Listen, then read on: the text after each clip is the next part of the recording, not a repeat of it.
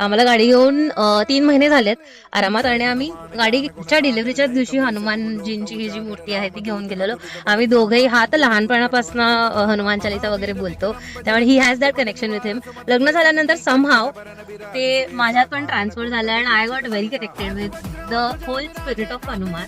आणि मी पण हनुमान चालीसा लर्न केलं बऱ्याच फ्रिक्वेंटली, इनफॅक्ट ह्याच्याहून पण फ्रिक्वेंटली मी ते म्हणते होते. तर आम्हा दोघांनाही असं होतं की आपली पहिली गाडी तर आपण हनुमानाची मूर्ती ठेवायची तिथे. तर आम्ही घेतलं, पण त्या दिवशी ज्या डिलिव्हरीच्या दिवशी आम्ही ते लावायला गेलो ना, तर बिकॉज ते जस्ट नवीन पॉलिश असतं तर ते चिकटलंच नाही, म्हणजे ते लागतच नव्हतं. त्यानंतर आम्ही 2दा ट्राय केलं वेगळी टेप मागवून वगैरे ते क्लीन करून सरफेस, तरी ते लागत नव्हतं.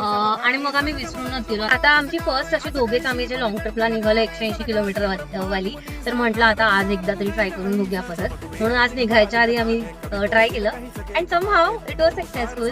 ते विराजमान झाले आहेत आता इथे. आणि नंतर मला रिअलाइज झालं की आज सॅटर्डे आहे, शनिवार म्हणजे हनुमानाचा वार. एकदा असं आणि बोललं की त्यांनी स्वतःहूनच करून घेतलं, आपण काय केलं नाही.